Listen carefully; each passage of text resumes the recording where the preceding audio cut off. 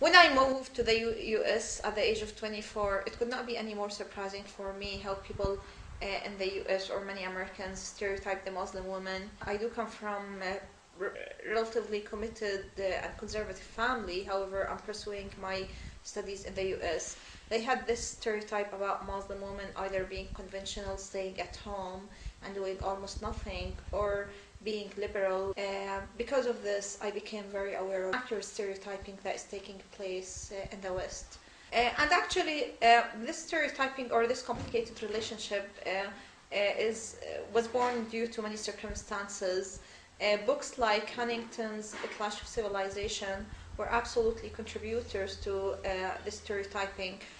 I'm sure that this stereotyping has helped actually the US policy in the Middle East, and I do remember the invasion of Iraq, where many people were really dehumanizing the Iraqis when they did the invasion. I think one-to-one personal interaction between people from the so-called West and people from the so-called East would help creating a human face for each other.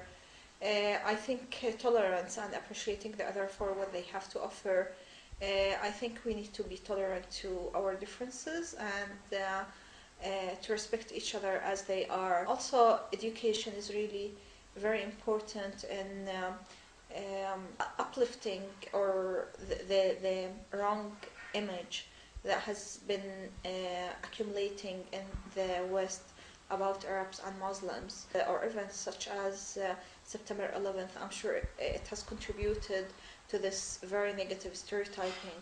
However, I think it's much more rooted, much more complex than being attributed to only one event. It's surprising if we look at different cultures how similar they are, because we always dwell in differences and exaggerate them rather than dwell in similarities and celebrate them. And I do think that if we celebrate our similarities and also celebrate our differences where we actually recognize them as positive points of change and rooms for learning from others and improving and progressing, this would be absolutely a way to go.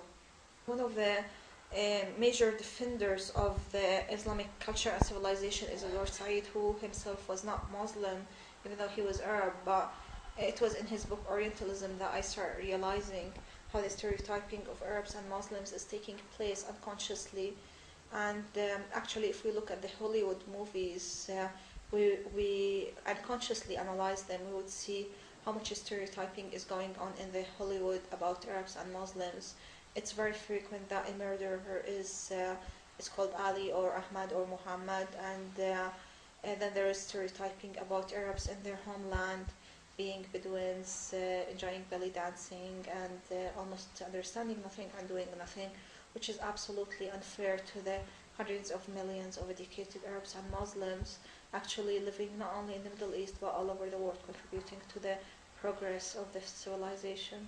I lived in the US for 4 years, actually doing my graduate studies, and a few points actually did trigger my attention or my surprise at certain points. First one, as I mentioned, there was a big surprise for that a female Muslim woman coming from traditional background is doing her studies in the US and have professional and personal aspiration. Actually, the underestimation for what Arabs can do. I was at MIT and everybody was super surprised that how did you get to MIT even though you're Arab or Muslim. Actually, I saw this on many faces. Of course, I'm not stereotyping about Americans. There were many people who are really aware of what's going on of Orientalism, or who are very welcoming, who are very empathetic with what's going on, and who actually feel apologetic for where the West is going or where the Western foreign policies or the US foreign policy is going. In all cases, I don't think anybody has the right to stereotype about Americans being stereotyping others. And but as Edward Said said that I also became aware that we should not orientate ourselves, because I realized that some Arabs or Muslims, because of the discourse that is taking place, are starting to orientate themselves and creating the stereotype about themselves that the West has created about them. And this is absolutely destructive because it does affect the ability and self-esteem of any Arab, and it does affect his ability to contribute to wherever he is.